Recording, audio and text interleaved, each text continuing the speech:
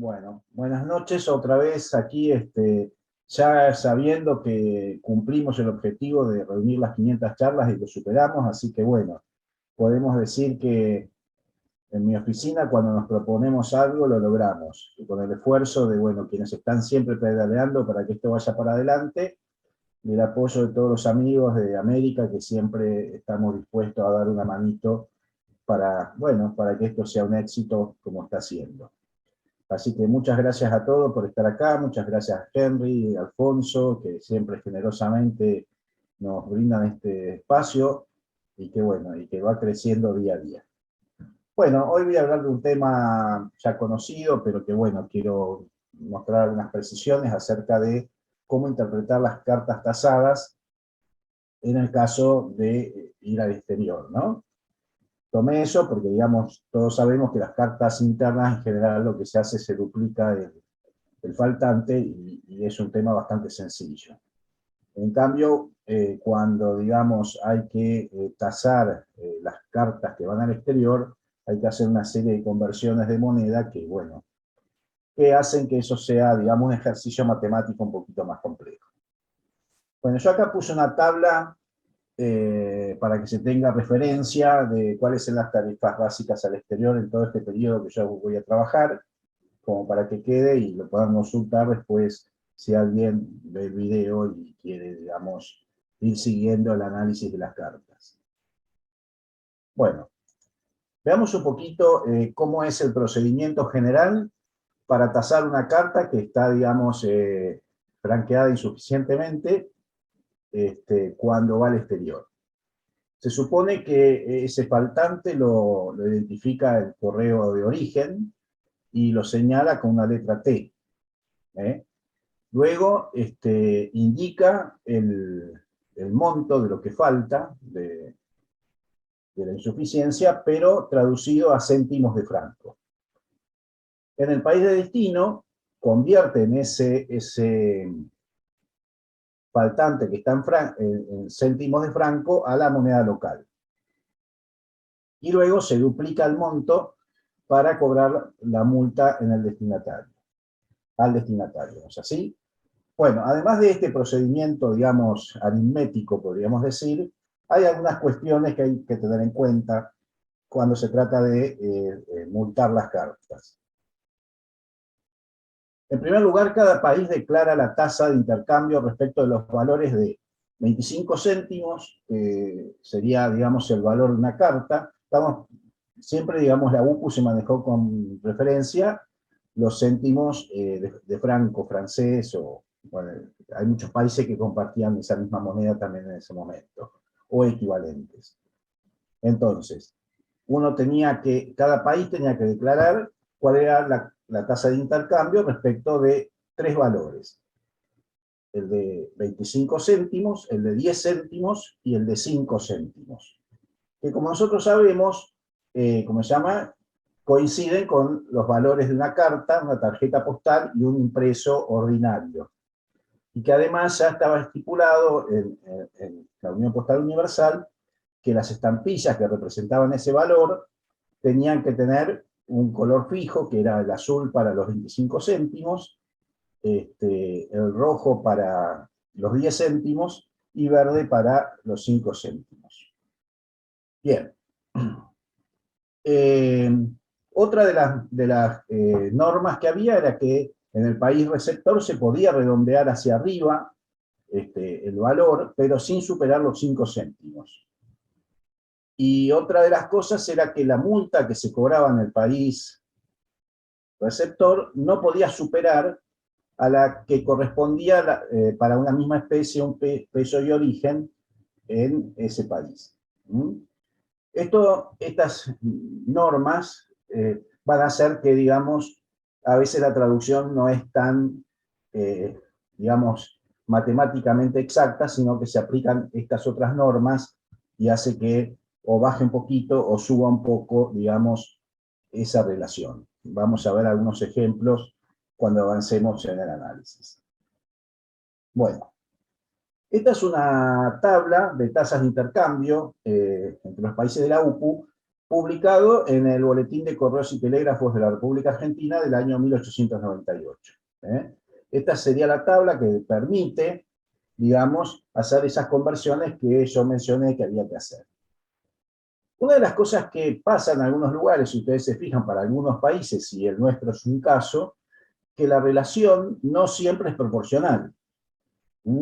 Entonces, por ejemplo, nosotros vemos que si había un faltante de 2 centavos, correspondía a 5 céntimos, y el de 4 a 10 céntimos. Hasta acá, digamos, la relación es proporcional, y por eso, digamos, en el país, hasta los 7 centavos de faltante, se traducía como 2 céntimos y medio de franco por cada centavo que iba faltando.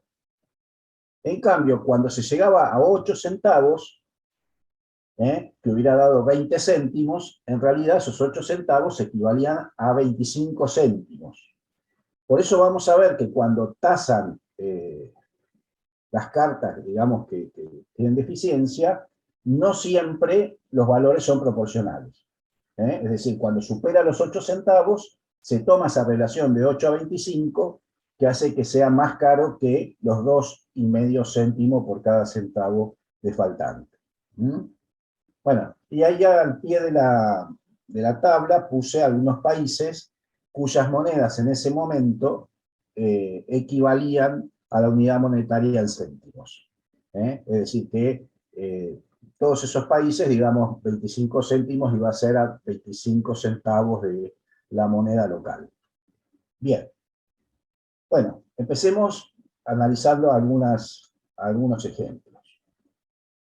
Por ejemplo, este es un caso muy típico de la República Argentina, el equivocarse las cartas postales como si fueran tarjetas postales. En el correo interno, las cartas postales, y después vamos a ver alguna que incluso dice tarjeta postal, circulaban con el valor de tarjeta postal. Entonces mucha gente que mandaba, como se llama, correspondencia al exterior, confundía esto y suponía que alcanzaba con abonar la tarifa de, ¿cómo se llama?, de tarjeta postal.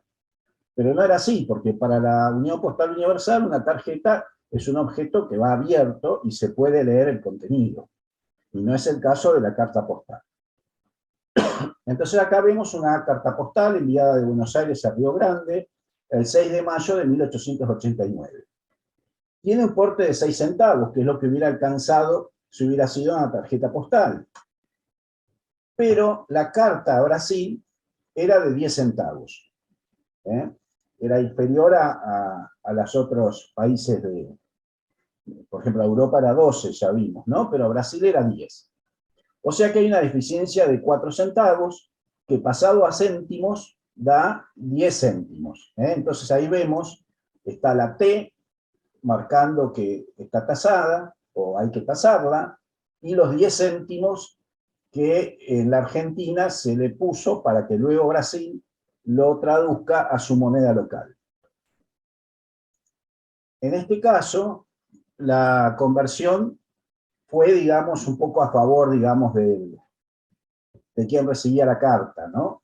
Porque, digamos, si faltaban 10 céntimos, bien le podrían haber cobrado 50 reis, multiplicado por 2, 100 reis.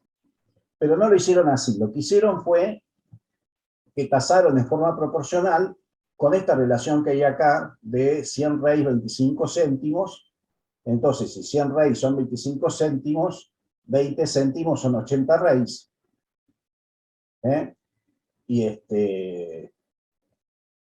perdón, acá hay algo que yo me estoy... Ah, sí. Porque acá hicieron además el procedimiento al revés. Primero multiplicaron por 2 y esos, digamos, 20 céntimos en forma proporcional los llevaron y les dio 80 reis de multa, digamos, ¿no? Es posible que acá haya primado también ese principio de que no se podía cobrar más de lo que se tasaba en Brasil este tipo de faltantes. Yo pienso que debe haber sido por ese lado la cuestión. Entonces hicieron una especie de relación, digamos, proporcional, pero un poco original, ¿no? Porque, digamos, lo lógico, digamos, siguiendo el procedimiento aritmético básico, hubiera sido los 10 céntimos eran 50 y duplicando los 50 le tenés que haber cobrado 100. Pero bueno, tomaron esta otra relación y le cobraron 80. Bueno, esta es mi interpretación y supongo que es la correcta. Acá vemos otra situación similar y fíjense que en este caso también dice tarjeta postal, siendo una carta postal que va cerrada, pero dice tarjeta postal, con lo cual realmente quien envió la carta no tiene la culpa. Ahí dice tarjeta postal y pagó tarjeta postal. Bueno, es una tarjeta postal enviada de La Plata a Inglaterra, a la localidad de Bath, el 5 de abril de 1891. Pagó, este es un año en que habían bajado las tarifas al exterior. La tarjeta postal había bajado a 4 y el porte de la carta de 12 había bajado a 8.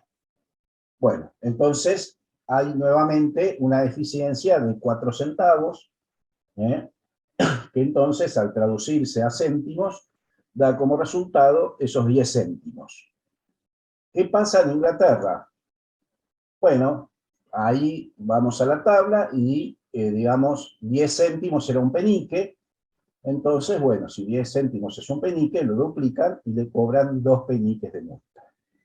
Esta es muy sencillita y es muy proporcional, es directa, es fácil de interpretar. Veamos esta otra. Es una faja de impresos a Montevideo del año 1890. Yo supongo que el envío debe haber pesado más de 50 gramos, porque 2 centavos era cada 50 gramos. Si superaba los 50 gramos, entonces hay una deficiencia de 2 centavos, y eso da como resultado, al traducirlo a francos franceses, una deficiencia de 5 céntimos. Bien, ¿qué pasa en Montevideo? 5 céntimos era un centésimo de peso uruguayo, y entonces lo tasan en 2 centésimos. Como ven, es un procedimiento muy simple, muy sencillo e inmediato. Bien, veamos esta otra. A ver, esta es una carta que fue despachada en Chivilcoy el 18 de febrero de 1892, dirigida a París. Una recepción del día 18 de marzo.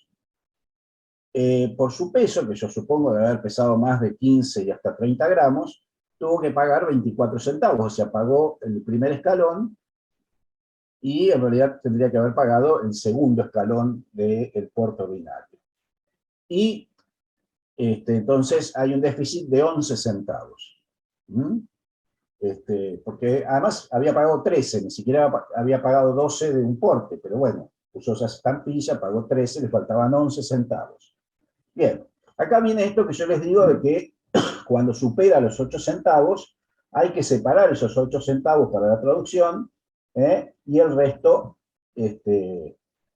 calcularlo aparte. Entonces, si yo tengo un faltante de 11 centavos, tengo que calcular 8 centavos por un lado, que son 25 céntimos, y los 3 centavos que faltan son 2,5 cada uno, con lo cual me da 7,5, que sumados son 32,5.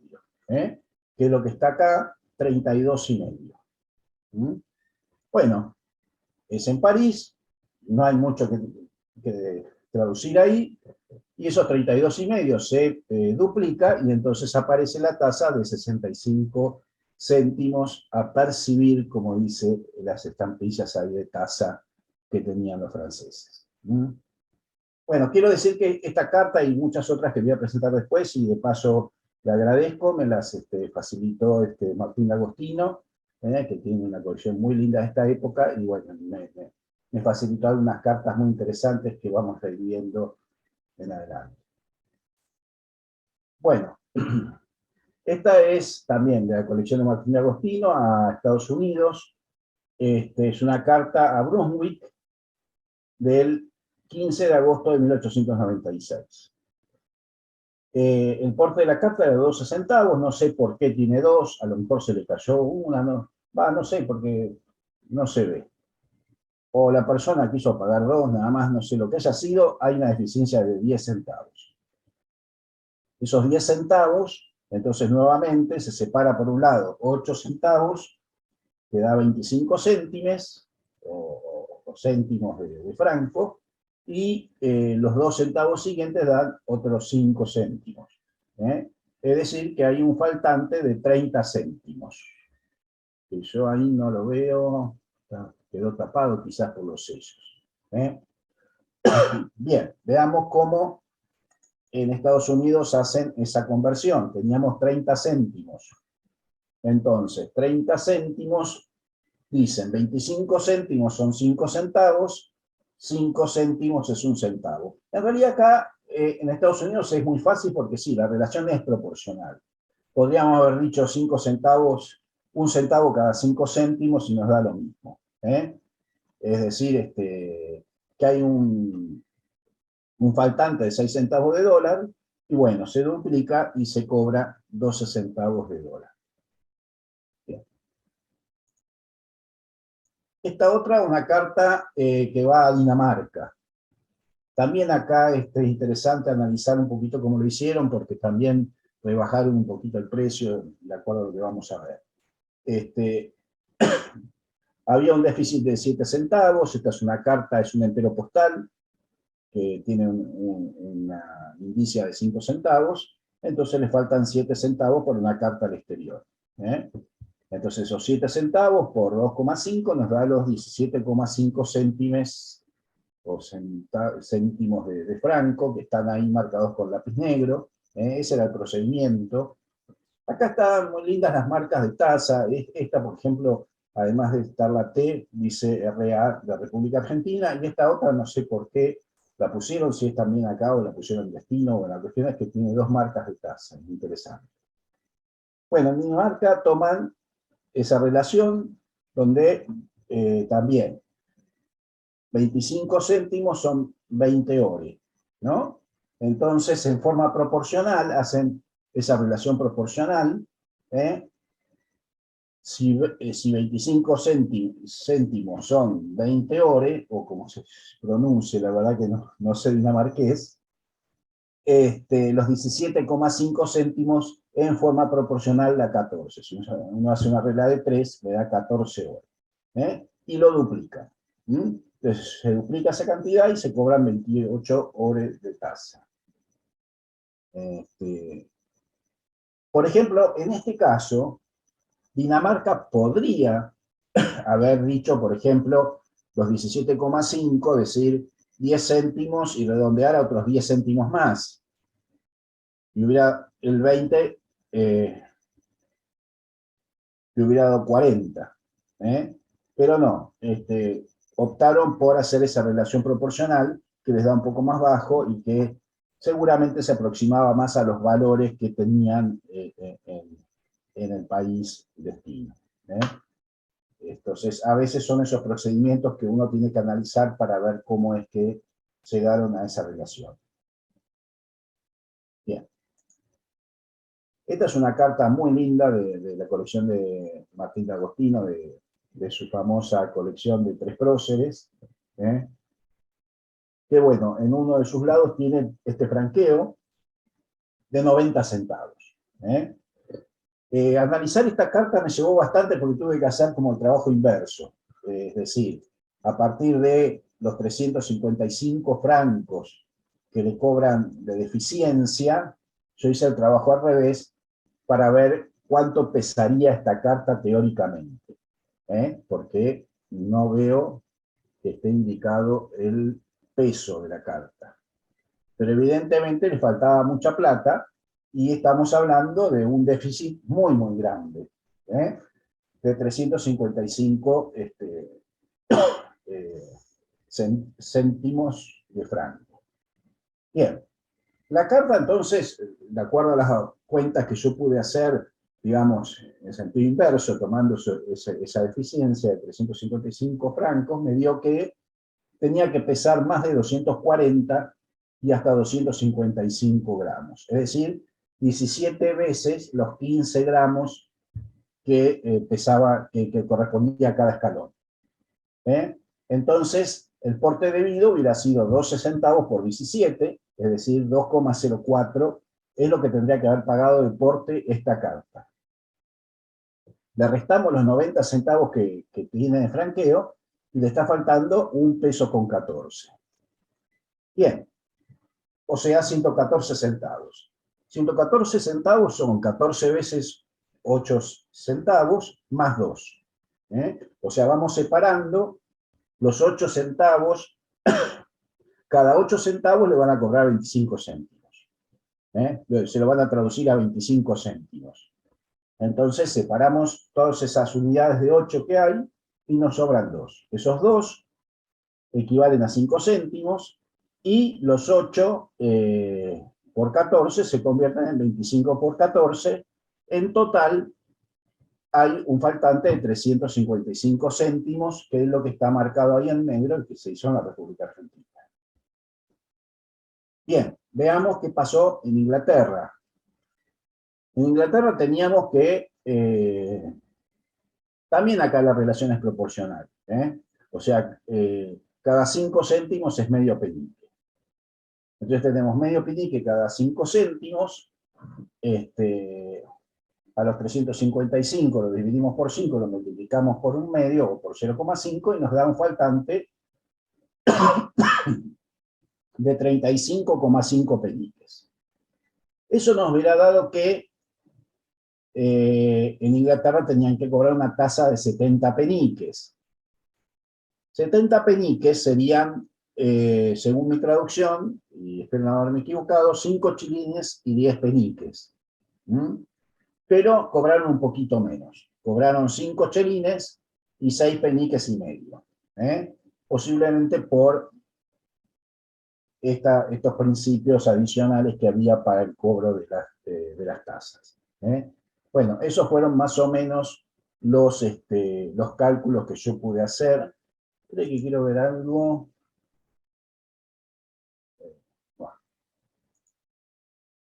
Bueno, esos son los cálculos entonces que pude hacer esta carta, que realmente es muy interesante porque una tasa tan elevada es difícil de ver. Realmente no es fácil encontrar una tasa tan elevada como esta. Bueno, sigamos adelante. Otra carta acá. Esta es una carta a San Pablo, despachada en Quilmes, en la provincia de Buenos Aires, el 24 de diciembre de 1898. Se me coló el 998, bueno. Así que, bueno, 1898. Pagó un porte del primer escalón, 10 centavos, y debió pagar el doble, porque seguramente excedía los 15 gramos. Estamos hablando a Brasil, por eso era 10 centavos. El déficit de 10 centavos se transforma en 30 céntimos. Y en este caso, fíjense, pagó una tasa mucho más alta que la que había pagado anteriormente o la que indicaría en la tabla. Yo lo que pienso, la verdad que esto ya no lo pude analizar porque no tengo una tabla de esta época. Seguramente debe haber habido mucha depreciación de la moneda en Brasil y ya la tasa era mucho más elevada que lo que indicaría el cuadro que nosotros teníamos. Entonces, bueno, le cobraron esos 400 reales de tasa. Bueno, sigamos. Acá hay otra carta. Esta es interesante porque esta le cobraron 2 tasas y vamos a ver por qué. Bueno, es una carta enviada el 22 de febrero de 1897 desde Buenos Aires a Mendrisio, Suiza, y estuvo redirigida a Milán, con doble tasa por faltante de 4 centavos. Pagó 8, tenía que pagar 12, entonces esos 12, ese faltante de 4 centavos se transforma a 10, que ahí está, acá se ve perfectamente en color negro, ese 10, la T de tasa, y tenía que pagar, acuérdense que Suiza, tanto Suiza como Italia tenían monedas equivalentes a los céntimos, entonces, digamos, tenía que duplicar, tendría que haber cobrado 20 céntimos, pero como fue redirigida, se ve que cobraron la mitad en cada uno de los países. Y así cada administración postal se quedó con la mitad de la tasa que tenía que percibir por esta carta. Bien. Esta tarjeta postal tenía que pagar franqueo de carta. ¿Por qué? Porque la dimensión que tenía superaba las dimensiones permitidas por la Unión Postal Universal.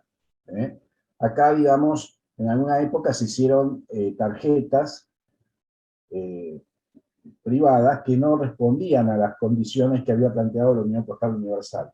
Entonces, fíjense que es mucho más ancha de lo que es una tarjeta postal habitual. Pagó 10 centavos, que era más de lo que valía una tarjeta postal, sin embargo, le cobraron, ¿cómo se llama? Una tasa porque tenía que haber pagado 12. Es decir, faltaban 2 centavos, los 2 centavos eran 5 céntimos, y en Francia le cobran el doble, 10 céntimos de impuestos. Bien. Otra, acá, nuevamente la carta excedía los 15 gramos, tenía que pagar 24 centavos, entonces esos 12 centavos se separan en 8 y 4, da 25 más 10 son 35 céntimos, que es lo que está acá en negro. Esos 35 céntimos hubiera dado en Italia 70 centavos de multa. Bueno, le cobraron un poco menos por los principios que ya señalamos, pero digamos está por ahí la cosa.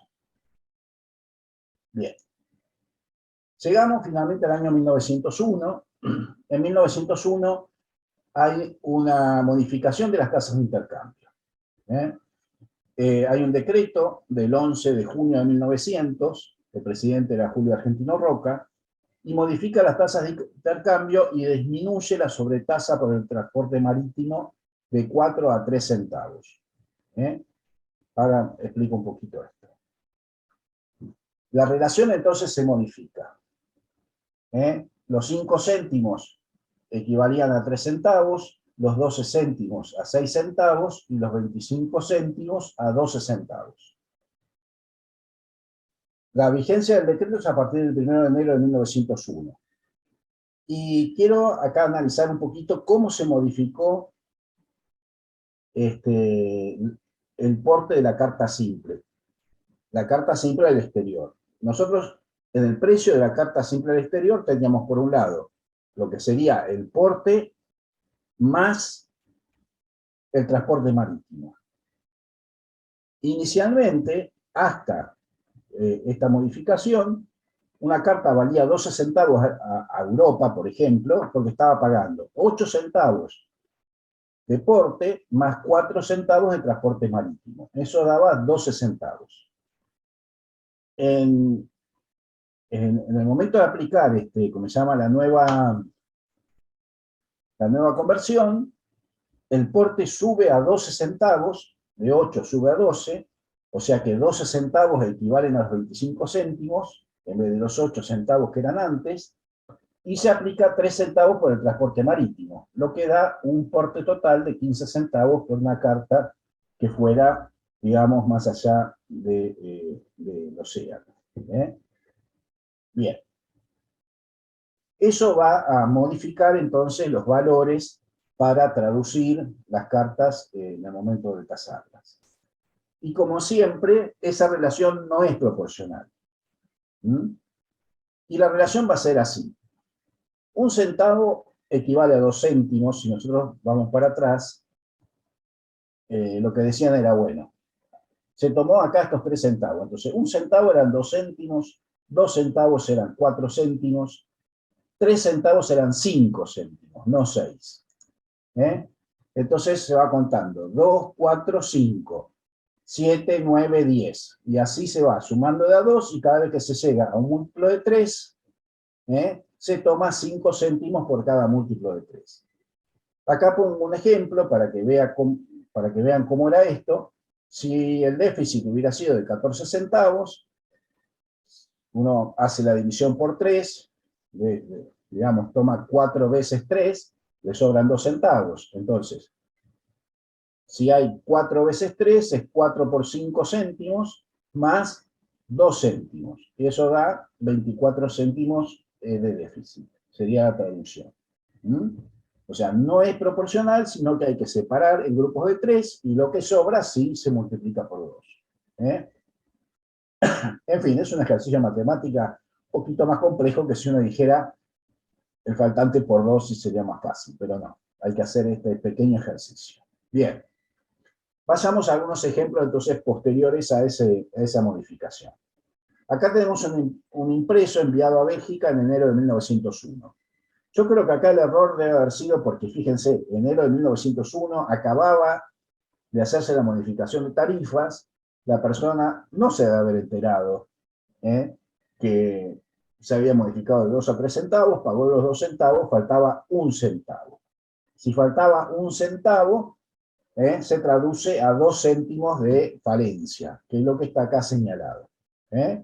Y en Bélgica, que la relación era 1 a 1 con los céntimos, lo duplican, los 5 les da 4, pero lo redondean a 5 porque está dentro de lo que está permitido en la UPU. Yo creo que debe ser porque no tenían una tasa inferior a los 5 centavos, era lo que cobrarían de base, y bueno, y así podían redondear y cobrar eso. Veamos esta otra. Acá es una cosa también típica de lo que ocurría en esos momentos en que el correo hacía algunos productos originales que no respondían para nada a las normas internacionales y la gente mal informada los utilizaba en forma, digamos, incorrecta. Esta era una tarjeta que podía circular internamente, este sello no tenía valor fuera del país, por eso está señalado acá con estos 2 redondelitos, y como además no cumple con las normas de las tarjetas postales de la UPU, tendría que haber pagado por una carta y no por una tarjeta postal. Le pusieron 7 centavos cuando tenía que haber pagado 15. Entonces faltaban 8 centavos. Esos 8 centavos se traducen a 2 por 3 más 2, ¿no? Que al pasarlo a décimos da 2 por 5 más 4 da 14, justo el ejemplo que había dado yo, ¿no? Entonces, había 14 céntimos de deficiencia, que están acá señalados.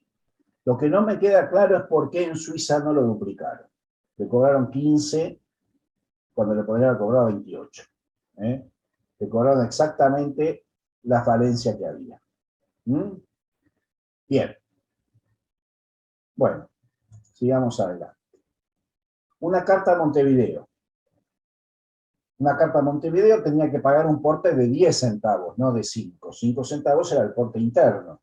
A los países limítrofes era 10 centavos. Entonces faltan 5 centavos, son 3 más 2, 3 más 2 digamos, los 3 centavos equivalen a 5 céntimos, los 2 centavos a 4. Se suman, son 9 céntimos de diferencia.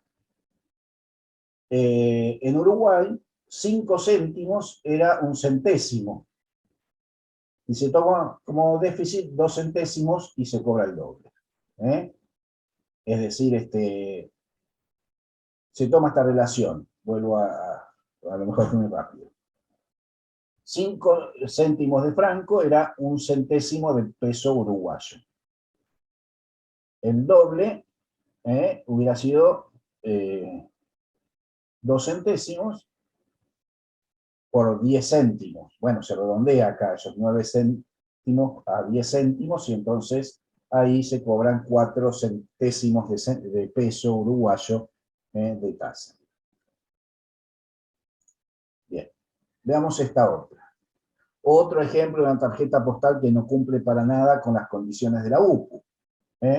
Se envía como tarjeta postal pagando los 6 centavos que valía una tarjeta postal cuando tenía que pagar 15.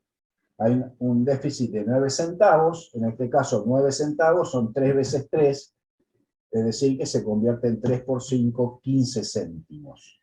En Inglaterra, 15 céntimos, bueno, yo ahí lo separé en 10 y 5, pero bien podría haber dicho que cada 5 céntimos es medio penique, los 15 céntimos son 1,5, y el doble son los 3 peniques que le cobraron de multa ahí, o sea que en este caso está clarísimo y perfecto. ¿Mm? Bien. Esta fue de mi colección alguna vez, yo ya las vendí todas estas, ¿no?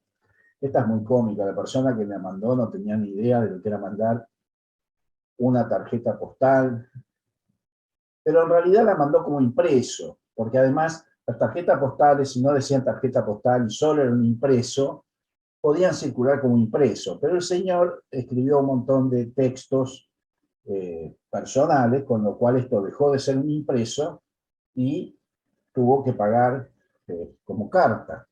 ¿eh? Había pagado los 6 centavos de una tarjeta postal, cuando le puso un impreso, al impreso tendría que haber pagado 3 centavos, en fin, el señor se equivocó por todos los lados, pero el tema era que pagó 6 y tenía que haber pagado 15.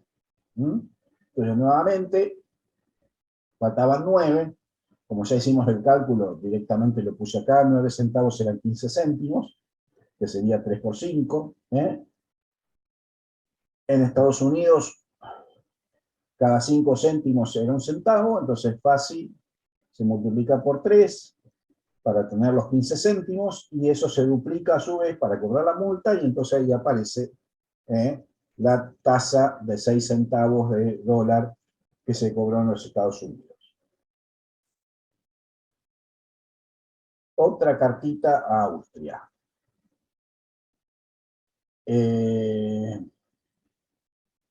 Bueno, esta fue como tarjeta postal.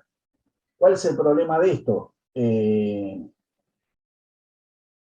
esa estampilla es una estampilla conmemorativa que no tenía valor en el exterior.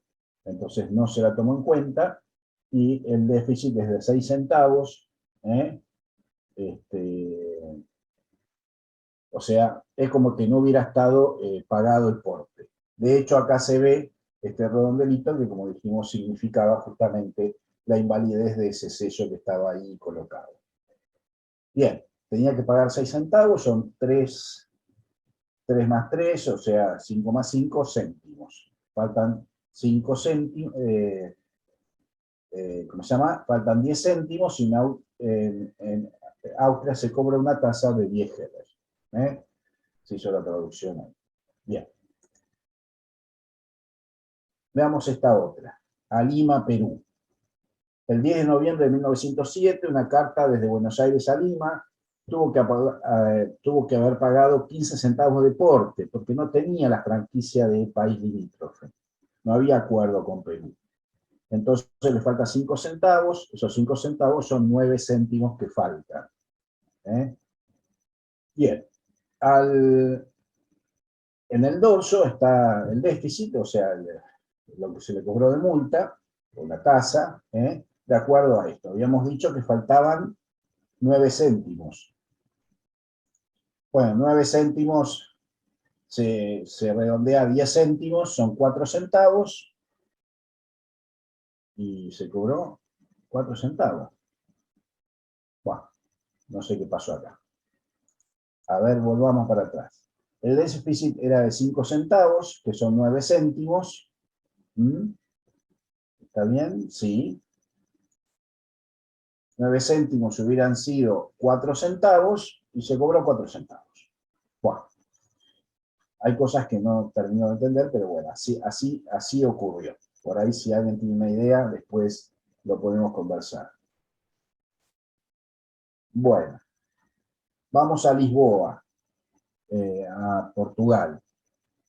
Esto también es nuevamente el problema de siempre. Se pagan 6 cuando hay que pagar 15 porque no tiene las medidas de una tarjeta postal, y entonces hay 9 centavos, que son 15 céntimos de déficit, y cómo se cobró acá estos 15 céntimos. Esos 15 céntimos, bueno, acá también hubo una especie de redondeo, porque fíjense que 15 céntimos se podría haber cobrado 30 reis, y me hubiera dado 60 reis, pero se cobró 80. Acá están los 15 que señala de déficit. de acuerdo a la tabla, podría haber cobrado, ¿cómo se llama? 60. Pero por ahí tomó la relación esta de que 25 son 50, entonces 15 son, no, igual nos da 30. Bueno, no sé, cobrando un poco más de lo que tenían que cobrar. Cosas que pasan, será por redondeo con 5 centavos, habrán dicho dos veces 10, cobramos, redondeamos los 5 céntimos para arriba y cobraron 20, ¿cómo se llama? 2 veces 10, 40 y 40, 80. Después, bueno, son estimaciones que uno hace en función de las cosas que ve y de la información que uno tiene. Bueno, esto lo voy a pasar muy rapidito, es una tabla muy completa que yo vi, que la saqué de, ¿cómo se llama? Del Boletín de Correos y Telégrafos del año 1908, donde están los valores de la carta, la tarjeta postal y los impresos, país por país, que equivale a la relación que hay con los 25, los 10 y los 5 céntimos de franco. Si uno... Bueno, es muy larga la tabla, la puse para que quede y que la quiera consultar, acá la tiene. Y yo cuando vi esta tabla tuve la inquietud de pensar, digo, esta tabla, que si bien yo la encontré publicada en mi país y me servía para traducir las cartas, como se llama, al exterior, tasadas que salían desde la Argentina, pensé y lo puse a prueba, que también sirve para cualquier país a cualquier otro. Es decir, uno puede utilizarla no necesariamente desde Argentina hacia el exterior, sino de cualquier país a cualquier otro. Con lo cual, si nosotros pudiéramos ir juntando tablas de distintas épocas, podríamos hacer un buen archivo y empezar a tener información para después analizar las cartas tasadas de distintas épocas. Bueno, y entonces yo para someterlo a prueba le pedí a Luis Fernando y a Henry si me podían dar cartas de sus países que estuvieran tasadas y ellos me las facilitaron. Y bueno, lo sometí a prueba y dentro de todo la cosa salió bastante bien. Por ejemplo, esta es la carta que me facilitó generosamente Henry. Como vemos, es una carta que pagó el porte de 10 centavos a Estados Unidos, pero le faltaban 2 centavos para el cruce por el Istmo de Panamá. Entonces, si nosotros vamos a la tabla, 2 centavos equivalen a 5 céntimos. No sé si está señalado en algún lugar, yo no lo veo. Sí, acá está, calculo que será este 5. Que alguien se lo podría confundir con el precio de un comerciante que puso cuánto vendía la carta, pero no. Debe haber sido el 5, calculo. Acá está la T de tasa. Ah, acá hay otro 5. Este debe ser el 5. Porque este parece el de un comerciante que vendía la carta. No lo sé, después Henry nos dirá. Pero este parece el 5 de la deficiencia. Y los 5 céntimos en Estados Unidos eran 1 centavo, que se tradujeron a los 2 centavos que cobraron de multa. Es decir, que en este caso, la tabla nos sirvió para cualquier país de la UPU a cualquier otro país de la UPU. Y en el caso de Costa Rica tenemos esta otra, que fue lo que pasó acá. Yo acá me parece que me olvidé de algo. Claro. Pagó 10 centavos en Costa Rica y seguramente también debe haber faltado, ¿cómo se llama? Para pasar, esta me olvidé de analizarla, así que me van a ayudar ustedes. Pero la cuestión es que faltan 10 centavos.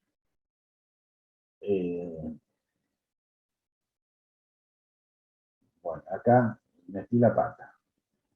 10 centavos lo que cobraron, faltan 25, ya sé lo que pasó. Esta es una carta, discúlpenme, a veces uno se olvida de ver las cosas, yo la tenía clara y se me olvidó ahora. Esta es una carta que seguramente pesaba más de los 15 gramos que tenía que pesar para pagar los 10 céntimos que tenía que pagar una carta al exterior. Entonces tiene un déficit de 10 céntimos o de 10, bueno, ahí dice céntimos, yo puse centavos acá, pero son céntimos, ¿eh? Los 10 céntimos se convierten a 25, los 25 se convierten a 5, ¿eh? Y la tasa es el doble, es 10. En realidad, hasta la tabla nos permite hacer una conversión directa, porque digamos, si lo que le falta son 10 centavos, se va a traducir a 5 centavos, y los 5 centavos se duplican y son 10 centavos de dólar. O sea que, lo que quiero decir con esto, que es, digamos, este tipo de tablas que se pueden conseguir en los boletines de correos de cualquiera de los países que pertenecen a la UPU, serviría para que cualquiera de ustedes de su país analice las cartas tasadas que tienen, ¿eh? Entonces, bueno, será cuestión de seguir buscando ese tipo de tablas, para poder tener una información mucho más completa. Bueno, espero no haberlos aburrido con tantas cuentas. Esto por ahí es más una clase de matemática que de filatelia, pero bueno, me parece que es un tema interesante. Y con eso termino y les agradezco mucho que me hayan escuchado, y si hay alguna pregunta, acá estoy para satisfacerla. Muchas gracias. Muchas gracias a ti, Miguel. Muy, muy interesante y gracias por esa tablita. Va a ser muy útil. Bueno, está bien. Muy útil. ¿Algunas preguntas o comentarios para Miguel?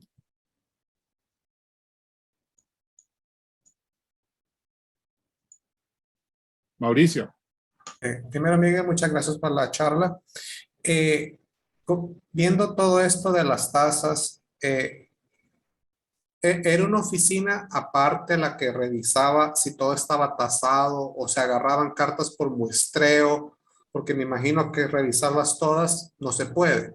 ¿Sabes cómo era el proceso para ir detectando si les hacía falta aporte o no? No, la verdad que no conozco esa mecánica. Pero a mí se me ocurre que la gente de correo debe tener una muy buena vista y no se les escapaba mucho, sobre todo en esta época. Yo he visto algunas cartas tasadas que hasta sorprende. Por ejemplo, me acuerdo una vez, lástima que no la encontré esta vez para presentarla, una carta que faltaba medio gramo, y se la tasaban. Vamos a suponer que pesaba 30,5 y le tasaron porque le faltaba un porte más. O sea que había mucho control de eso. ¿Cómo lo hacían? La verdad que es un poquito sorprendente, ¿no? Pero yo creo que había mucho control, mucho control. Y después hay cosas que saltan a la vista, ¿no? El tema de las tarjetas postales, que no son tarjetas postales, eso yo me imagino que estarían así aceitados en el correo. Ahora, también me sorprende que en Argentina hayan hecho ese tipo de productos que confundían a la población, y sobre todo aquellas cartas postales que le ponían tarjeta postal y que no lo era internacionalmente. Entonces inducían al error a la gente, y así, ahí aparecen muchísimas tasas en ese tipo de material. Muchas gracias. No, gracias a vos. Miguel, solo un comentario de agradecimiento, porque en el caso de Perú resulta bien fácil llegar al déficit porque es directo. Entonces realmente yo nunca le había prestado atención, y las únicas que he visto, con excepción de 1 o 2, tienen déficit de Estados Unidos, y siempre es la diferencia que era el equivalente en soles. Pero hay mucho más que no había apreciado, así que gracias a esa tabla me va a ser muy útil. Bueno, la idea sería, yo digo, claro, hay que empezar a buscar más tablas, porque por ejemplo con Brasil, con los países que son más inestables en su moneda, es más complejo, porque uno por ahí se encuentra con cosas que no coinciden porque ha cambiado la moneda. ¿Verdad? Me imagino, ese es el año 8, pero para el año 20, para los 20, ¿cómo controlarían déficit en la Alemania inflacionaria? Bueno, no Eso es quiero otra pensar, eso ya sería, no, eso sería terrible. Sí. Y que habría que ver cómo es, porque yo digo, además, ahí los valores cambiaban de un día para el otro. Yo mandaba una carta y ya estaba insuficiente, ¿no? ¿verdad? Ese es otro punto interesante, ¿no? Cuando hay inflación, en realidad, el tiempo del viaje ya cambió de repente la tarifa, entonces obviamente el momento que se Debe envía ser el es día el que uno lo momento que despacha, cuenta. calculo que será el día que uno lo despacha. Claro, y habría cierta tolerancia también, pues, ¿no? Porque en realidad a veces uno ni sabe. Sí. Ujú. Es una cosa interesantísima. Un comentario sobre las tarjetas postales y las cartas postales. Eso fue en 1888 que empezó, cuando Ramón José Cárcamo, el presidente, el director de la Dirección de Correos y Telégrafos, dispuso que no se impriman más tarjetas postales, porque habían tenido amenazas en cuanto a juicios, porque alguna gente se quejaba porque recibía proclamas políticas o insultos en las tarjetas postales abiertas. Entonces decidió no imprimir más, no las suspendió las tarjetas, sino que directamente no imprimió. Se siguieron usando algunas tarjetas postales que ya todavía había, pero puso las cartas postales para reemplazarla, y en realidad las primeras llamaron tarjetas postales. Después de contaduría se quejaron porque decían que debería tener una denominación determinada para que el Congreso pueda determinar la tarifa. Entonces la pasaron a llamar tarjeta carta, y por último lo llamaron, cuando empezó a separarse la tarifa de las tarjetas, lo empezaron a llamar carta postal. Tuvo 3 nombres, la misma forma física de entero, que hasta llegar a esa situación de carta postal, que tampoco solucionó el problema del exterior.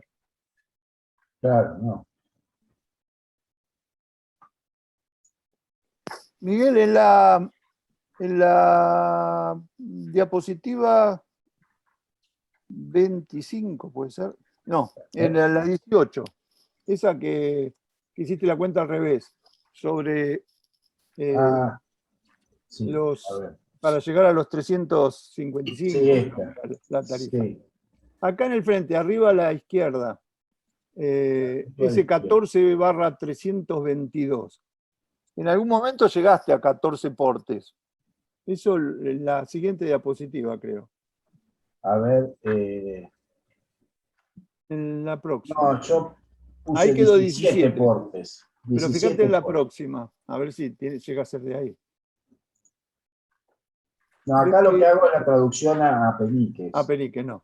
Michel, Está bien, o sea que ese 14/322 no dice nada. No. Bien. El 14 es 17. No es un 4, es un 7. Que sean 17.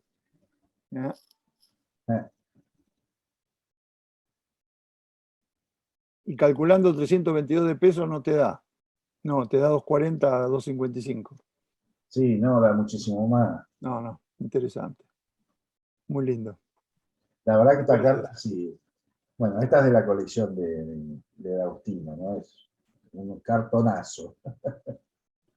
Y ese 17 está con el mismo lápiz que el 355. Sí. En cambio, la cifra que está debajo es otro color con una firma al lado. Claro.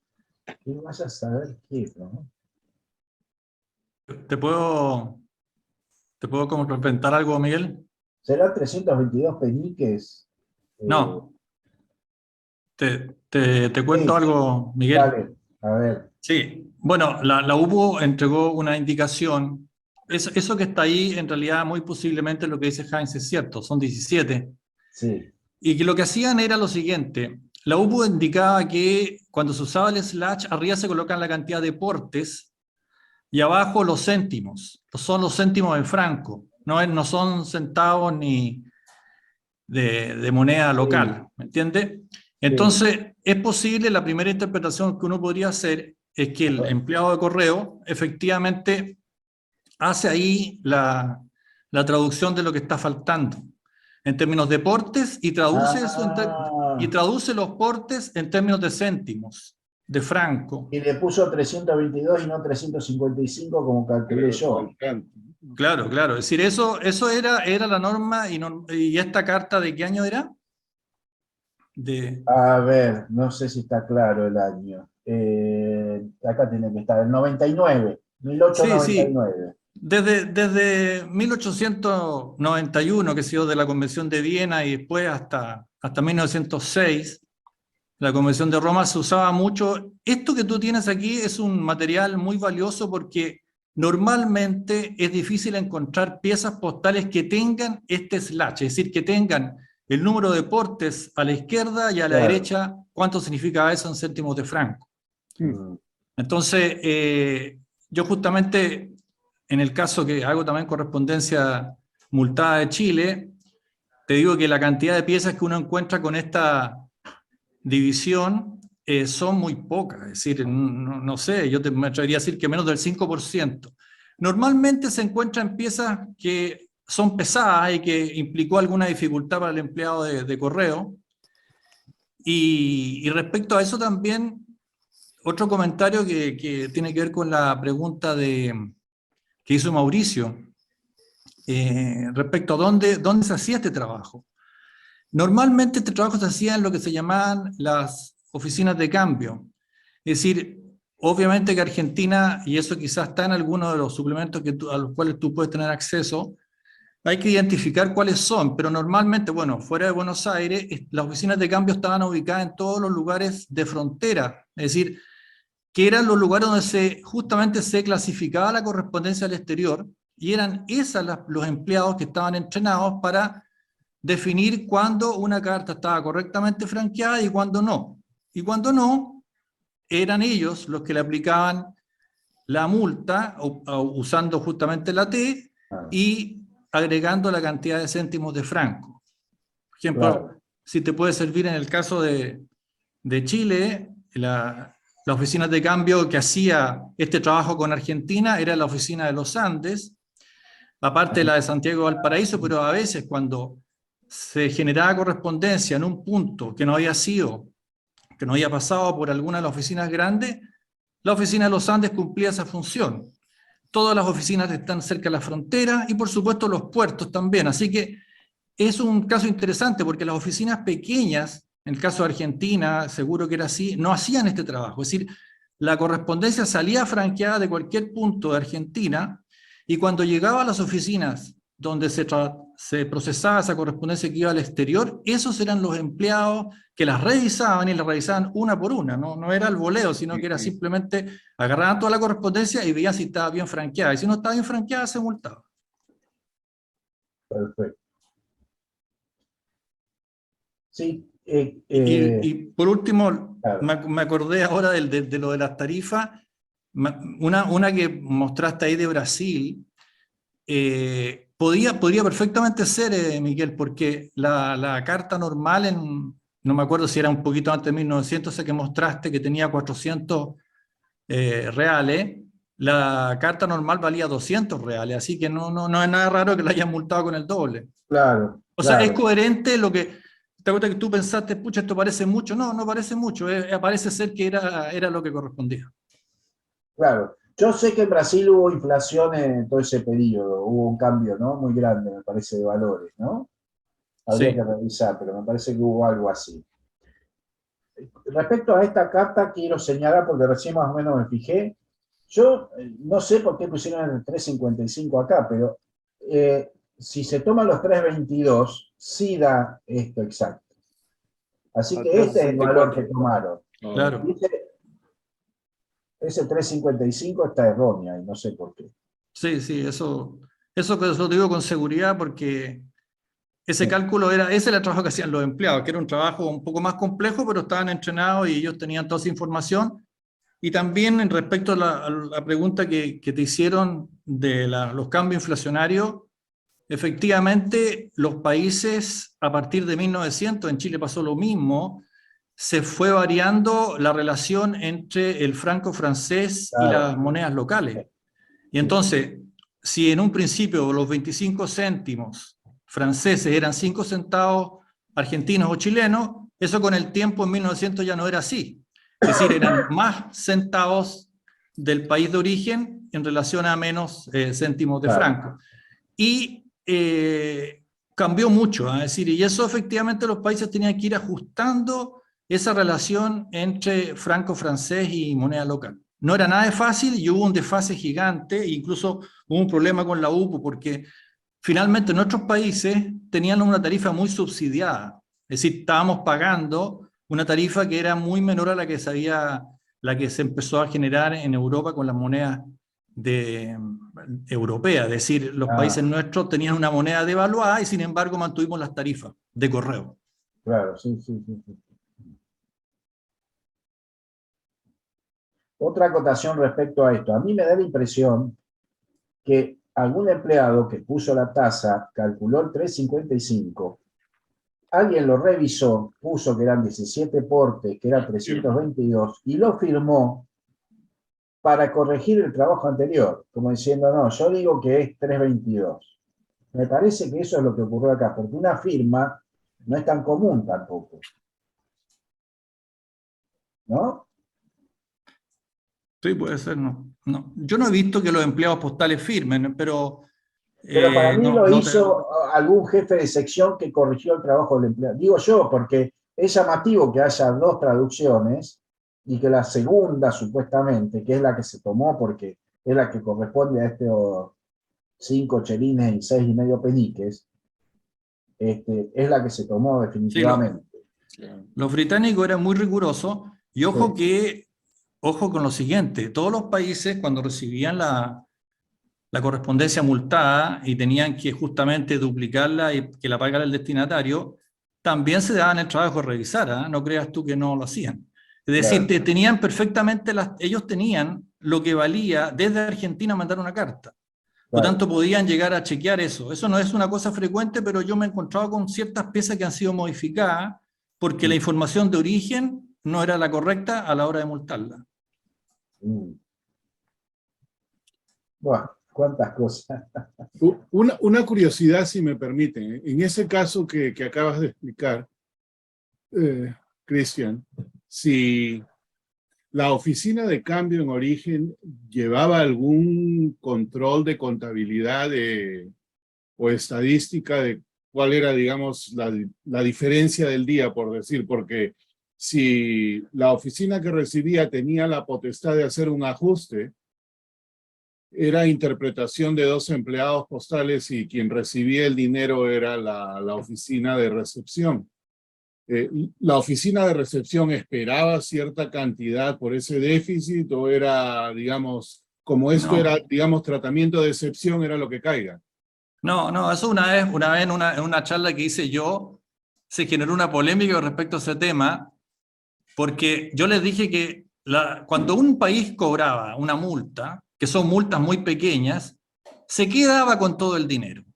Así era. Alguien me dijo, no, es que no puede ser porque son miles de cartas. Yo le dije, no, si eso está establecido en la UPU, yo no lo tengo ahora en la mano, pero si alguien me lo pide, se lo puedo decir. Ese tipo de cosas, no hay una especie después de, oye, hagamos el equilibrio de nuestras cuentas.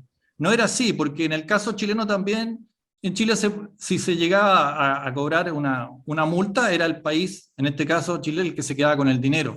Es decir, no había una transacción para esos efectos. Para lo que había, y eso es lo que expliqué, me acuerdo en esa charla, era para todo lo que era el tránsito por los territorios. Claro. Eso es otra cosa. Por ejemplo, si una carta iba de Argentina, tenía que cruzar toda Europa para llegar a Rusia, por ejemplo, el tránsito por todos esos países efectivamente se cobraba por kilómetro y los países recibían un pago por el transporte que se hacía por kilo, no era por carta, y eso era otra cosa, es una cosa que tiene que ver justamente con el costo de transportar la correspondencia. Pero el tema de las multas no era un tema que llegara a una oficina y dijera, oye, yo he cobrado en esta oficina, no sé, te voy a poner un ejemplo, en Jujuy, he cobrado tantas multas, ¿de qué país? De Holanda son tantos centavos, de España son otros, no, eso no existía. ¿Eh? Esos dineros quedaban en las oficinas que cobraban. Claro. Sí, porque el gasto administrativo de mantener eso iba a ser superior a cualquier multa que iba a pagar. Es absurdo, no digamos, obvio que esa plata queda. Eso está estipulado, está en un artículo específico que si me apuran y yo lo iría a buscar ahora, pero si alguien me lo pregunta se lo puedo dar.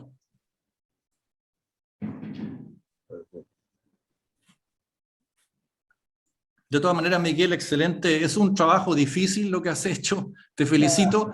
Encontrar la coherencia de todas las piezas no siempre se puede, y uno no tiene que abrumarse, porque a mí me pasaba lo mismo. Es decir, yo trataba siempre de encontrar, redondear absolutamente la situación, y no siempre se puede. Y yo voy a hacer un comentario que es lo que yo he visto de Argentina.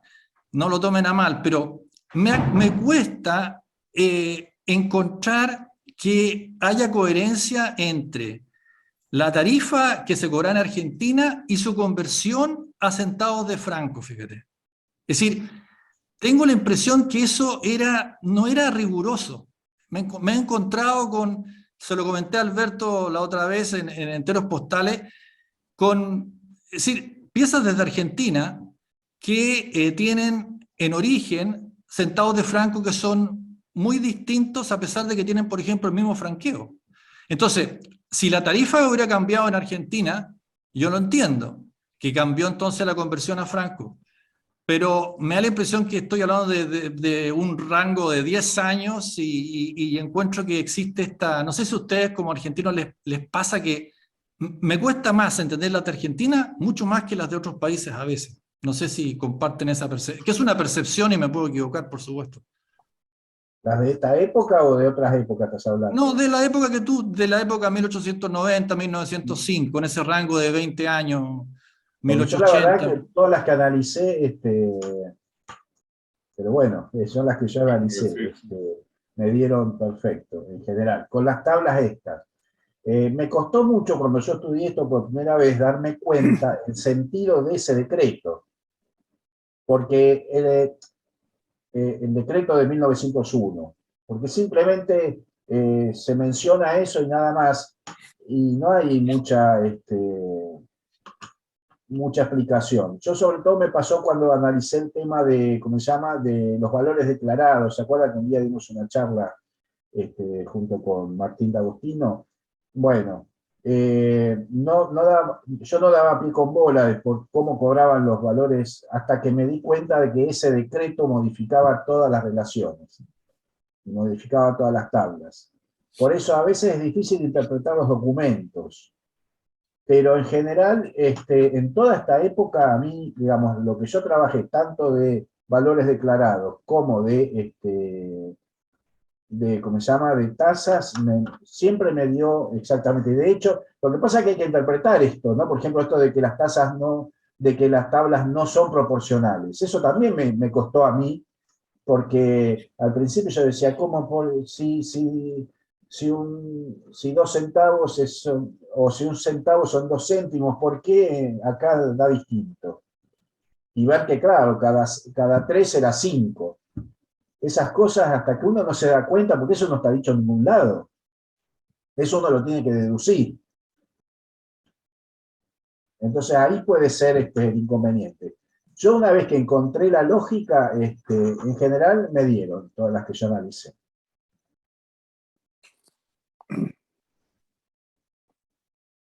Yo creo que la clave, por lo menos para mí, que cuando le hice el estudio, porque la verdad que yo cuando empecé no lo entendía mucho, es entender esto de que no era proporcional. Esa era la clave para entender cómo traducía en aquellos países en que la relación no es proporcional, ¿no? Hay una cosa que sí puede explicar un poco la situación de Argentina, estoy tratando de buscar una explicación, es que esto de que de repente se usaban para mandar correspondencia al extranjero tarjetas que eran de uso interno, ¿no es cierto? Claro. Y ahí puede ser de que en algunos casos las multaran y en otros casos no las multaran, y se hace, porque ese es un dato interesante. Supongamos que no, si las multaban porque eran piezas que no se debían haber utilizado, y a veces puede haber ocurrido, es una interpretación, a ver si ustedes me ayudan. Lo otro es que sí se haya multado, pero se haya igual reconocido el franqueo de la pieza. Ese es un dato que a mí de repente pienso que podría explicar estas diferencias que yo he notado. Es decir, que de repente una tarjeta postal que tiene un valor facial de 2 centavos, a pesar de que debería sido utilizada solamente en correspondencia doméstica al interior del país, haya sido aceptado esos 2 centavos. Eso podría explicar esta dicotomía de variaciones entre lo que está faltando y los francos franceses, los centavos de franco. Puede ser, sería bueno verlas esas piezas, sería bueno para justamente uno cuando ve una pieza que tiene alguna situación extraña, ahí empieza a interpretar y a ver qué pasó. Si aparece alguna se podría ver. Sí. Pero, hay una también, serie, perdón, Miguel. No, sí, dale, Alberto. Hay una serie de, como decís, Cristian, de tarjetas postales, cartas postales y sobres carta con imágenes que estaban emitidos solo para Argentina. No tenían autorización de UPU. Claro. Y a veces aparecían en un buzón una de esas cartas al exterior. Pasa cualquiera de las alternativas que tengas.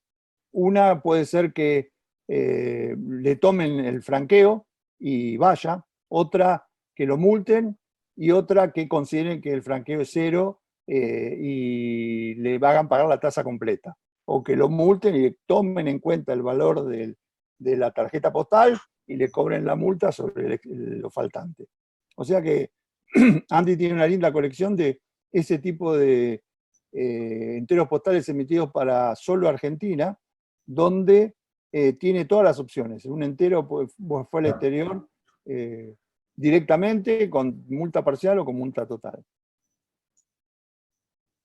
Yo les puedo dar una pequeña, no sé si sirve, porque no lo tengo muy claro, de lo que pasó con una ley de inconvertibilidad del 14 de octubre de 1895. Si puedo compartir. A ver.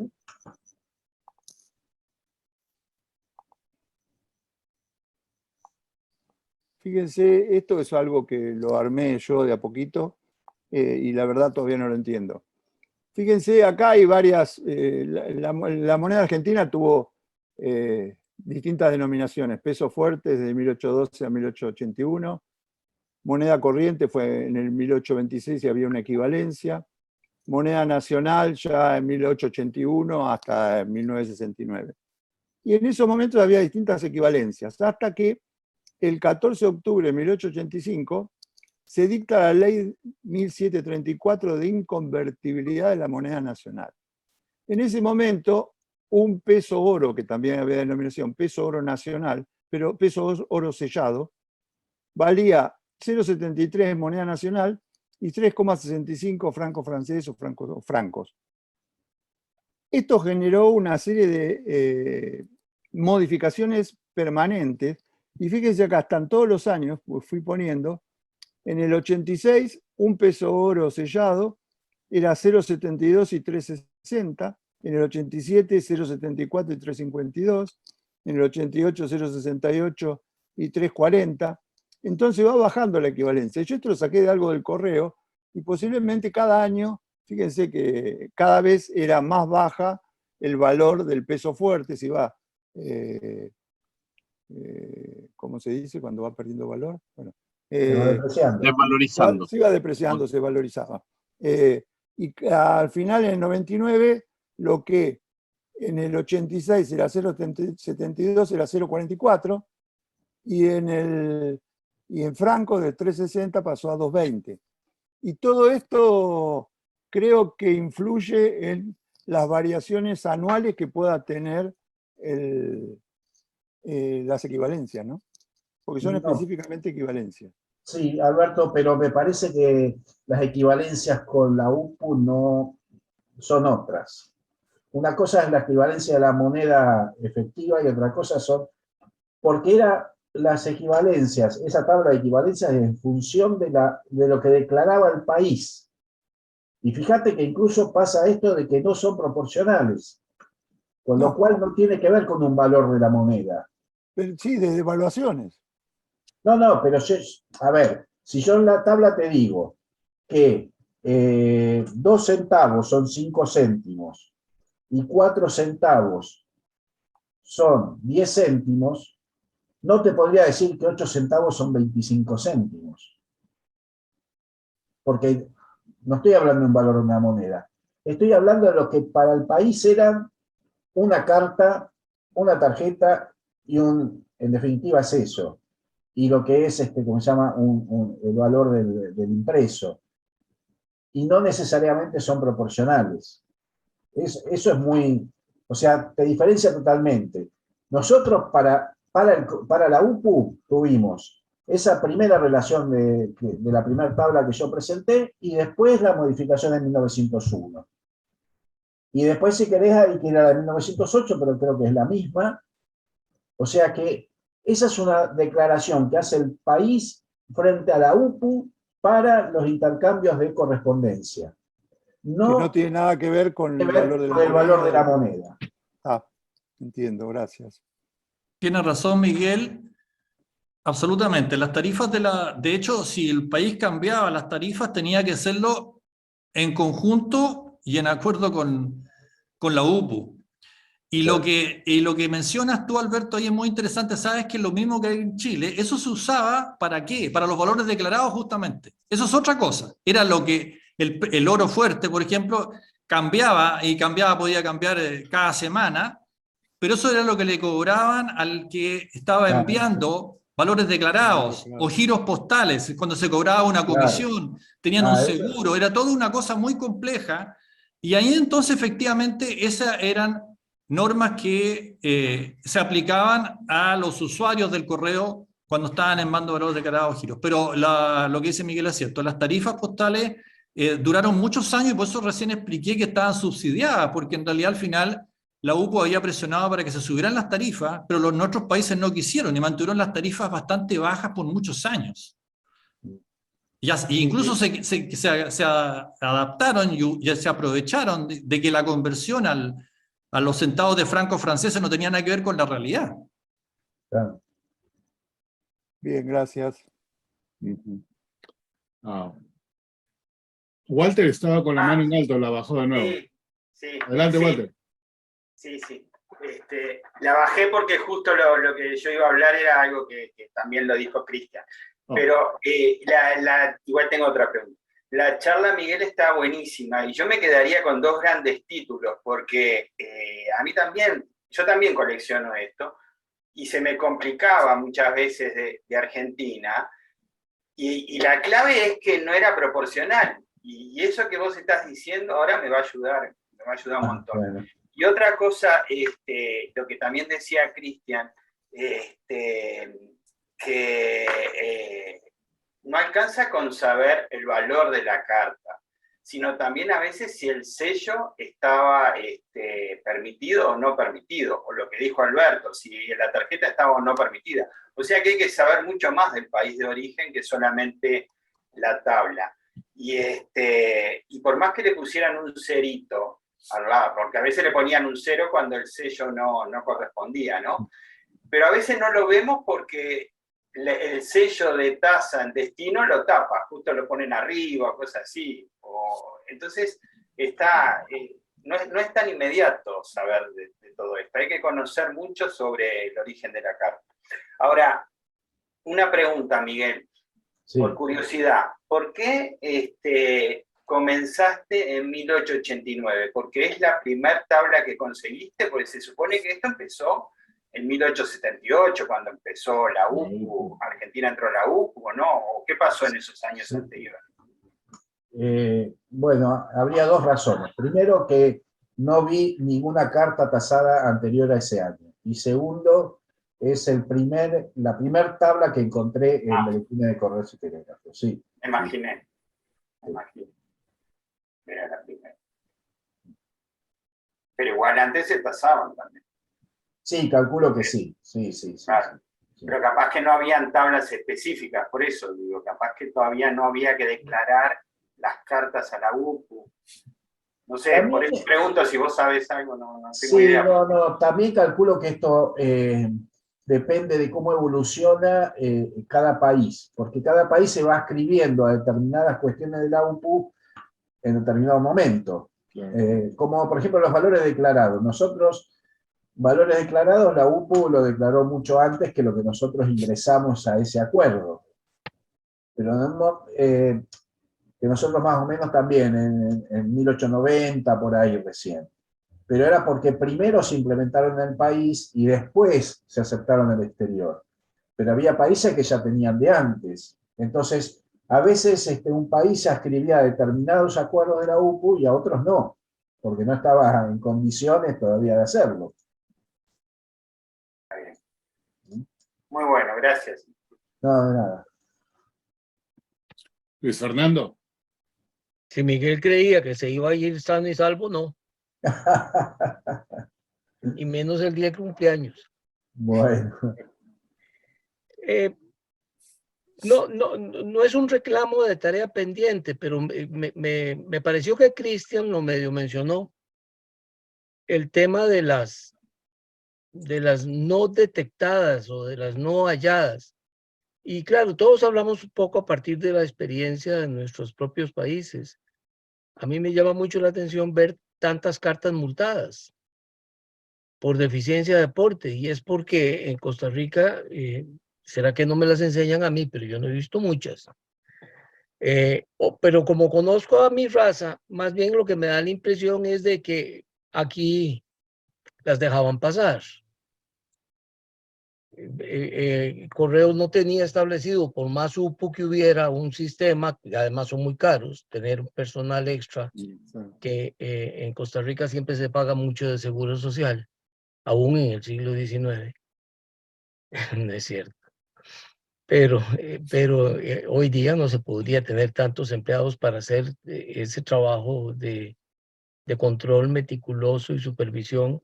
Lo que se hace automático, pues sí. Y en una época, algo que alguien preguntó, comentó sobre el tema de cómo se controlaba, es claro que en los años 30 y 40 mucho era el control con la máquina franqueadora, o a partir de la máquina franqueadora, selladora, perdón. El caso, entonces, Miguel, por lo menos que implica tal vez dos categorías o tres, de las que no son detectadas del todo, no porque haya, ¿cómo decir? Porque sea exitosa la burla o el deseo de defraudar, sino por la desidia institucional de no perseguir el tema. Y el otro caso, de las que son identificadas y se les marca con la T o con alguna otra seña que indica cuánto tiene que cobrar el otro país y nunca es cobrado por ese otro país. Yo tengo algunos ejemplos, poquísimos, de algunas, tengo un par de colecciones en las que este tema tuyo de hoy afectaría. Y encuentro que posiblemente tengo más y mejores ejemplos de estas otras situaciones, tendría que buscarlo, que de multas bien cobradas. Bueno, lo dejo ahí. Bueno, en mi país yo te diría que la cosa se puso más deficiente a medida que avanzó el tiempo. De los 40 y 50, 1940, 1950, es más fácil encontrar cartas que pasan. Por ejemplo, un ejemplo que muy divertido, aparece mucho, cartas circuladas con sellos fiscales. Algunas multadas, otras no, qué sé yo, todo depende. Y eso es fácil detectar, por eso es muy fácil detectar. Un empleado de correo se da cuenta, se tendría que dar cuenta que esa estampilla no es de correo. Y sin embargo he visto cartas circuladas y que no fueron tasadas. Y hay otras que sí. Pero en mi país en los años 40, 50 ocurrió más el déficit de este tema. Sí, las irregularidades fueron más. Quizás porque era más masivo, porque los empleados decían, bueno, déjala pasar, porque si no terminamos mal. No sé. Pero sí existe. Otra cosa que yo me pregunto, yo creo que sí, vamos a suponer, acá se omitía o se pasaba desapercibido, creo que el país receptor podía tasar si se daba cuenta o no. Por eso, por ejemplo, el hecho de que nosotros teníamos que mandar muestra de cuáles eran las estampillas que se podían usar, en los países tenían las tarifas nuestras y podían controlar eso, o sea que si a nosotros se nos pasaba, en el país destino sí la podían pasar. ¿No es así? Sí, sí, es así, pero ojo que la responsabilidad es del país de origen siempre. No, sí. Porque tiene que ver con la regulación de la UPU, ¿me entiendes? Es decir, sí.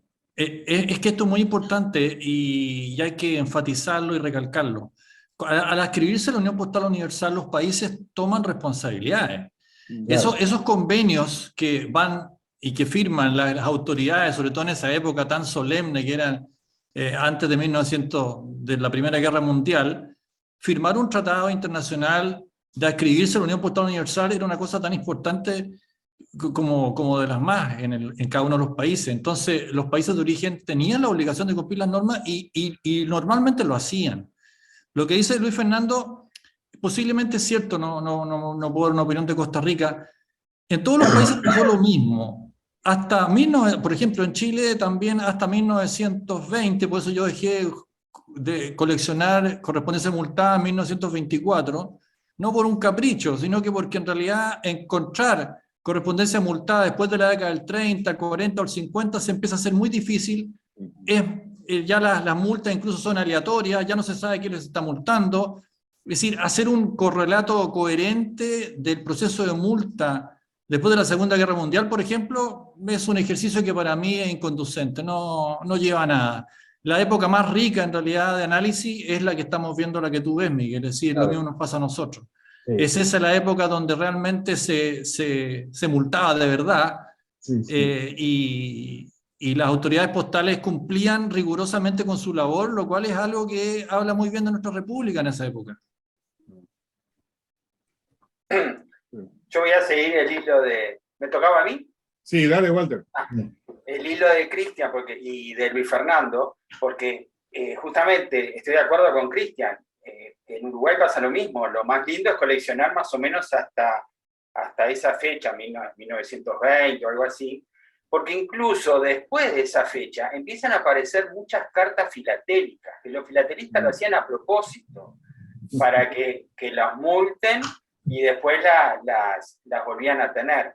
Entonces, y uno se da cuenta por los archivos, ¿no? A quién va dirigida y todo eso. Claro. Entonces, lo más divertido es esa época, me parece a mí también, y con respecto a lo que hablaba Luis Fernando también, lo más divertido es encontrar en esa época, que eran tan rigurosos, encontrar las que se pasaban, y también integrarlas a la colección. Mirá, estos son ejemplos que se tendrían que haber multado y no se multaron. Entonces, creo que es una época muy linda para coleccionar y encontrar ejemplos de todo tipo. Era eso para agregar nada. Mauricio. Gracias. Algo interesante de eso que mencionaron, que a veces en la oficina en destino tasaba, a veces lo hacía hasta por desconocimiento. Digamos, en el caso de Honduras, que yo les he comentado que aquí a veces habían que usar estampillas pisecadas. Entonces uno mandaba una carta a Estados Unidos a principios del siglo XX, 15 centavos, una de 10 y la mitad de una de 5, bien canceladas, y al llegar a Estados Unidos le ponían debe 10 centavos, porque cobraban los 5 centavos por 2, por desconocimiento de la realidad nuestra, o que a veces se usaban timbres fiscales, porque no habían estampillas de correo y se usaban fiscales bajo acuerdo y todo, pero al llegar a destino las tasaban porque según ellos se usaron estampillas incorrectas cuando eran estampillas que eran correctas en el momento por una situación especial. Entonces es interesante ver la diferencia entre que no las tasaban aquí y sí las tasaban en el lugar de destino por un desconocimiento de la situación del país de origen. Era eso. Alberto. Sí, no, la pregunta es, esto teóricamente son cartas entregadas en buzones, no como una certificada entregada en una ventanilla de certificados, donde teóricamente se controla la tarifa. ¿Hay tasados certificados? Claro, no, creo que no. Porque ahí lo tendrían que controlar la tarifa, específicamente en una ventanilla. O sea, serían todas cartas colocadas en buzones que cuando las revisan, ahí aparece el déficit. Claro. Yo no encontré ninguna certificada, pero le podemos preguntar a Carlitos Chávez cuando dé la charla de certificado. Ajá, sí, sí. No, nos anotamos la pregunta y se lo hacemos al final. Sí, sí. Claro, sí. No le comenten nada. No le digan nada. Con respecto a las estampillas que no tenían valor en el exterior, si no me equivoco, nosotros tuvimos un asunto con Holanda, porque según la Unión Postal Universal, las estampillas conmemorativas no tenían validez en el exterior. Las conmemorativas en aquella época tenían esta rara situación de que se usaban un solo día y después se dejaron de usar. Y Holanda al principio, nos desconocía la serie de 1910, que eran todos motivos conmemorativos de la Revolución de Mayo. Bueno, hubo todo un intercambio ahí con la UPU y que, bueno, finalmente el país respondió que si bien los motivos aparecían como conmemorativos, la emisión había sido emitida como ordinaria, porque se usó todo el año esa serie. Así que bueno, pero los holandeses se pusieron exquisitos y nos querían bochar esas estampillas. Una anécdota más, digamos, para ver este tema, ¿no? Yo tengo una inquietud ya más general de todos nuestros países.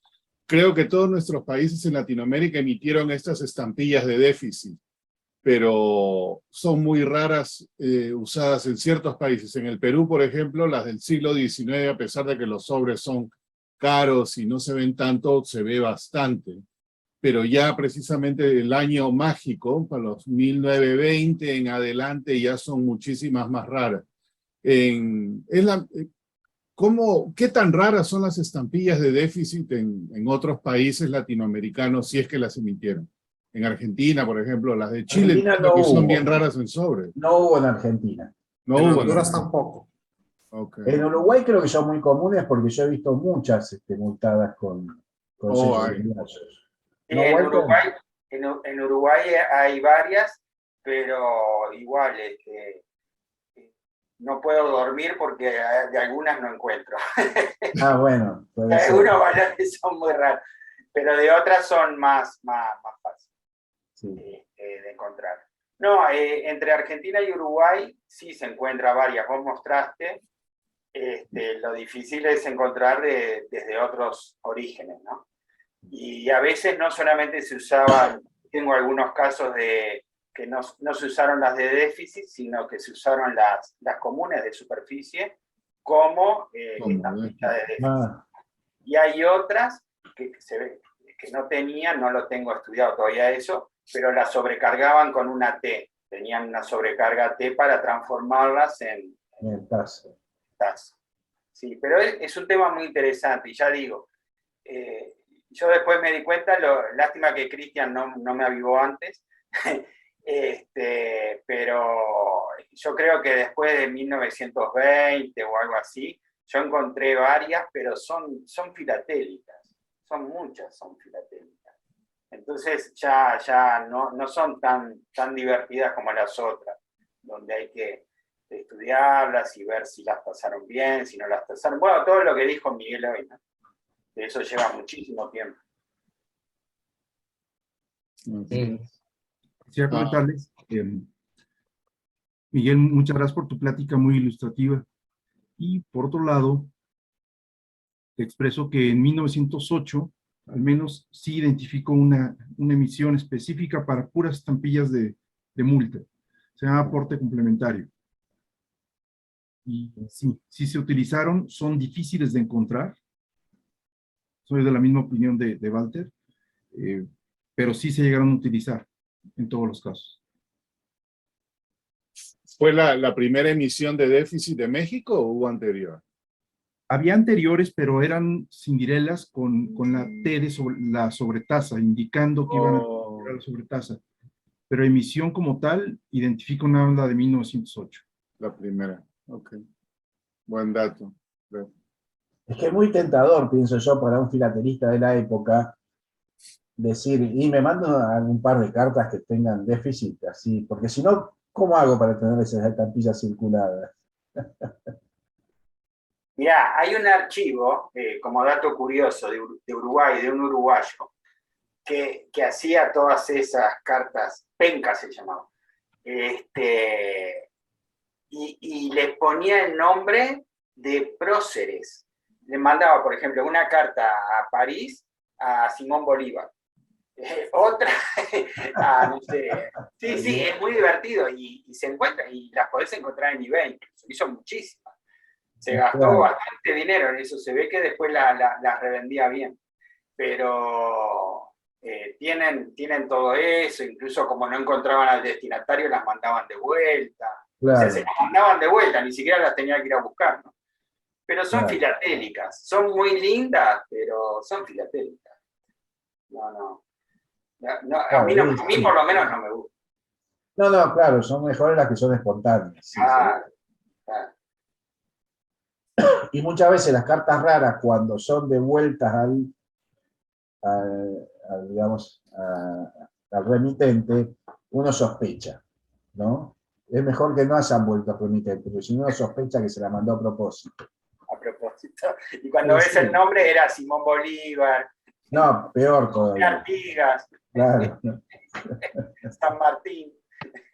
Qué bárbaro, qué bárbaro. Y bueno, lo curioso hubiera sido que las entreguen.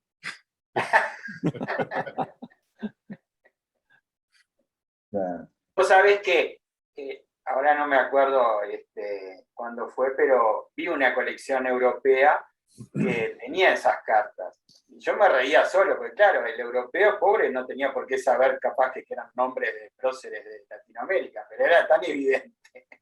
Claro. Y bueno. Y eso es universal, ¿no? Yo recuerdo, yo coleccioné ese periodo en Historia Postal y tenía unas cartas muy lindas enviadas desde Hungría por Vela Secula. Yo decía, qué nombre tan curioso y toda la cuestión. Años después me entero que era un comerciante filatélico famoso que había hecho lo mismo con los otros 100 países del mundo. Ok, cartas que afuera. Bueno. ¿Algunas preguntas o comentarios final? No veo a nadie. No, la pregunta es hasta qué año tiene las tablas Miguel, así no las tenemos que buscar y se las pedimos ya. ¿Verdad? No, yo tengo estas por ahora, tengo estas nomás. Estas bueno. No, estas dos, perdón. No tengo más. Si conseguís alguna posterior después, nos haces Dale, otra dale. charla. Sí, otra sí, charla. Sí. Otra charla damos. Claro, consiguió dos y nos receta una charla. Ahora cada dos que consiga va a hacer lo de otro y nos receta charla. Cada dos hablas. Claro. Y tenemos que llegar a las 1000 charlas, así que... Claro, ya viene la segunda temporada. Y te mandamos nuestras cartas, así vos ya las interpretás y claro, ya... sí. No, eso se me ocurrió al final, cuando yo vi esa... Digo, pero esto sirve para cualquier país, no solo para Argentina. Sí. Bueno, claro, sí. claro. Está buenísimo, muchas gracias. Muy bueno. Sobre todo para países como que no han tenido esta información, ¿no? Entonces, la referencia cruzada ayuda a una barbaridad. Está buenísimo. Muy bueno. Bueno, Miguel, muchas gracias. Muy interesante e instructivo. Bueno, muchas gracias a ustedes. Gracias. Buena manera de pasar el cumpleaños. ¿Verdad? Sí. Feliz cumpleaños. Bueno, muchas gracias. Y el día de